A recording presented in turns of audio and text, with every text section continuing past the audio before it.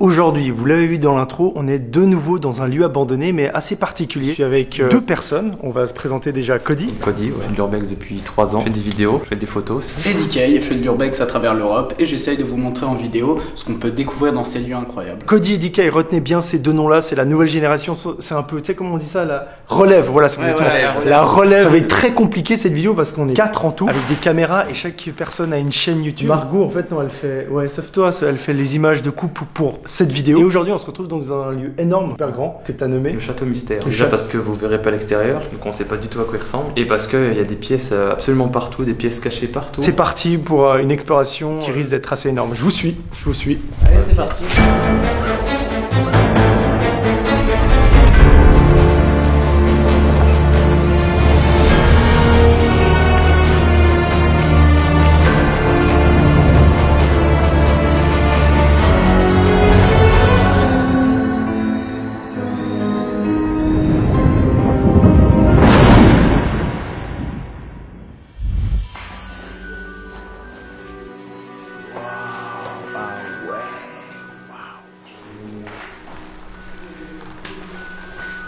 Là, on est dans une salle à manger, c'est ça? Ouais, ça ressemble.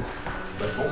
Ouais, clairement. Et on est dans le noir complet parce que toutes les fenêtres sont condamnées. Le style de la salle à manger est magnifique. Il y a un côté très creepy que j'apprécie beaucoup dans cette première salle. Regardez-moi ces meubles, ils sont sculptés en bois.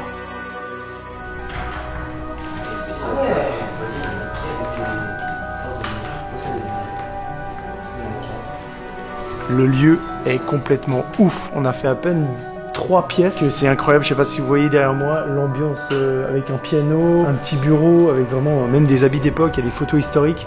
C'est vraiment magnifique. J'ai trouvé un vieil album photo et ça c'est le genre de photo où il y a des fantômes derrière les petites filles, tu sais. Il n'y a même plus la couleur, il n'y a plus rien. Tu pourrais les mettre dans ta série, des expériences paranormales. Mes abonnés. C'est vraiment un style très différent de ce qu'on a l'habitude de voir et c'est incroyable. Ouais, il est très je pense que c'est un des plus beaux châteaux qui existent en France.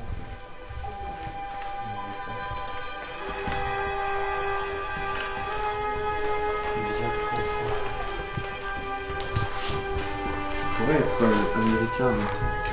C'est étonnant. Non mais c'est ouf! On pourrait faire une vidéo par pièce tellement c'est riche. Là on s'arrête dans un autre bureau et il est magnifique, il est incroyable. Et moi personnellement c'est typiquement ce genre de lieu que je kiffe, c'est-à-dire t'as l'impression d'être une sorte d'archéologue des temps modernes. C'est vraiment, tu rentres dans le passé, il y a 1000 trucs. On remonte dans le temps, il y a 1000 objets du passé à part ça. Hein. Je les filme pas trop mais c'est rempli. Si je dis pas de bêtises, j'ai entendu dire qu'il a déjà été pillé, mais il y a 20 ou 30 ans. Mais vu ce qui se cache, je comprends pas ce qu'ils ont pris, les gars. Bah, il y avait le coffre. Peut-être que dans le coffre, il y avait des trucs. Enfin, je sais pas. 20 francs. On ne fouille pas partout, on ne fait que examiner. Mais il y a tellement d'objets anciens dans tous les coins, c'est impressionnant. Franchement, j'ai jamais vu ça. C'est la limite entre le récent et l'ancien. C'est un côté sympa. On va monter à l'étage. Il paraît qu'en haut il y a encore des pièces incroyables, j'en doute pas. Mais à part ça, je pourrais m'arrêter là, les gars. Moi, j'ai même pas besoin d'aller dans les autres salles, tellement c'est incroyable ce qu'il y a en bas. On va attendre juste de voir au moins la chambre qui est derrière. Non, je pense qu'on peut s'arrêter là. N'oubliez pas de vous abonner à la chaîne. On va choisir cette pièce. C'est très bien. On change un peu de style. Alors là, on est dans une chambre qui devait être la chambre des enfants. On a les petits lits, on a plein de détails, vraiment c'est des lits d'enfants, mais le plus étonnant reste à venir. Déjà que le lieu est ouf, il y a en plus de ça des passages secrets, comme par exemple ici. Alors là vous le voyez bien parce que je vous le montre, mais imaginez comme c'est bien caché. Et cette pièce passe sous l'escalier pour amener à une autre pièce qui est magnifique, la chambre des parents. J'ai jamais vu un lit à baldaquin aussi beau. Il y a la robe, alors on pourrait penser, c'est une mise en scène, hein, c'est des gens qui l'ont mise là évidemment, mais elle est authentique, hein, elle appartient réellement au château et elle est d'époque.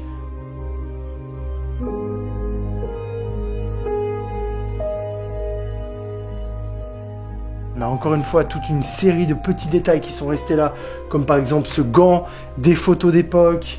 Il y a aussi ce chapeau. Et là aussi, on pourrait rester uniquement dans cette pièce. Il y aurait de quoi faire, quoi. C'est vraiment trop stylé. Et là, il y a de nouveau une porte dissimulée. Qu'est-ce que c'est que cette pièce?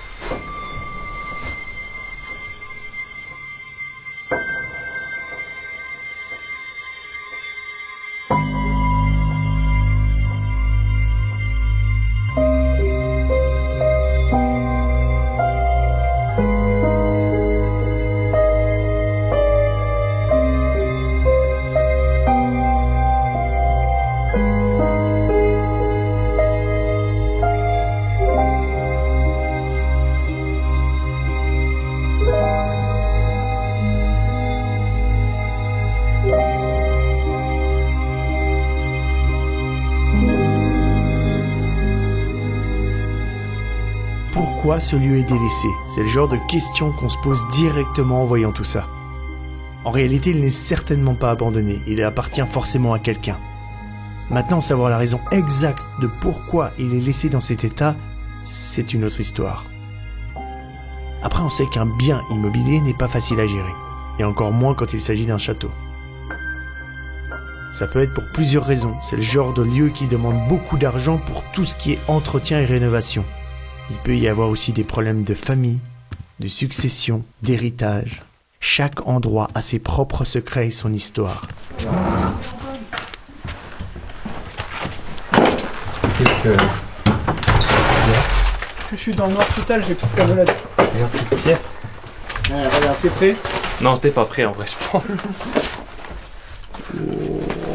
Ah non mais... J'en ai marre de ce... Si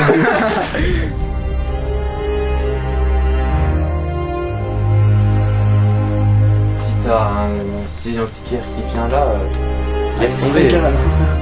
Tu sais, c'est l'immobilier historique en plus, donc... Tout est historique.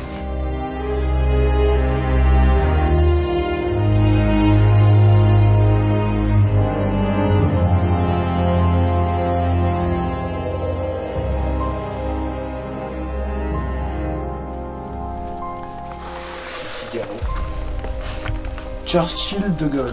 Ah ouais. C'est daté. C'est vraiment l'un des spots les plus fous que j'ai jamais fait en Europe. Rien que cette pièce, elle est incroyable. T'as vraiment l'impression qu'il y a un truc mystique, un professeur fou ou un magicien qui étudiait ici. Je prends n'importe quel livre. Et c'est un truc un peu mystique, bizarre.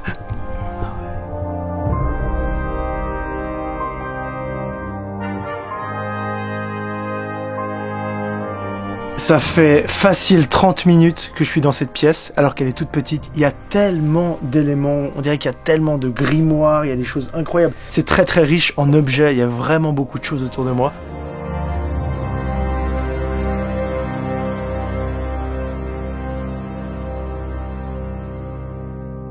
Alors ce n'est pas terminé, loin de là. Je viens d'arriver dans les greniers. Je dis les parce qu'il y a plein de pièces où sont stockés plein de tableaux et de meubles anciens, dont cette sculpture en bois d'une femme. Alors peut-être que c'est la Vierge, mais je suis pas sûr. Elle est faite en bois, c'est taillé dans le bois. Et ça se voit évidemment avec les objets qu'on a trouvés.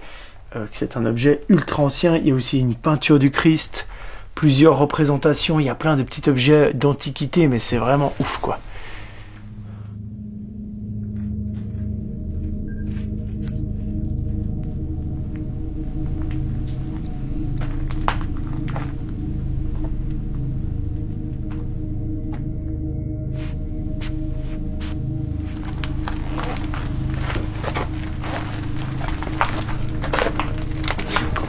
Celle-là, elle est ouverte. Là,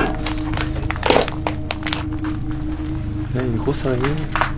Genre là, il y a une espèce de quadrillage, une espèce d'étoile. Et il y a des dates, enfin, ils ont gravé les dates de 1640, je sais plus combien, 42 je crois. 1700 et quelques. Enfin, il y a des noms aussi à d'autres endroits, mais... Alors là, on a emprunté un passage qui est creusé dans la tour. Il est au sommet de la tour là, avec la charpente qui est assez impressionnante. Il y a des bois dans tous les sens. C'est très joli. Mais là, on est vraiment au point culminant du château. Il y a l'autre tour juste en face là, mais... Ok, donc après environ 4 heures d'exploration, on sort du bâtiment. C'était exceptionnel, hein. Je crois qu'on l'a compris, je me suis extasié à peu près sur toutes les salles. Toutes sont différentes, toutes ont un élément assez incroyable, que ce soit le piano, le billard. Merci Cody pour l'invitation, merci DK d'être avec nous. Allez voir leur chaîne, leur compte Insta, tout ça est dans la description et je vous affiche ça tous. Yes, après c'est temps de... Ouais, yes, outro. Abonnez-vous. Abonnez-vous, likez, commentez, merci beaucoup et à bientôt. Salut. Ciao.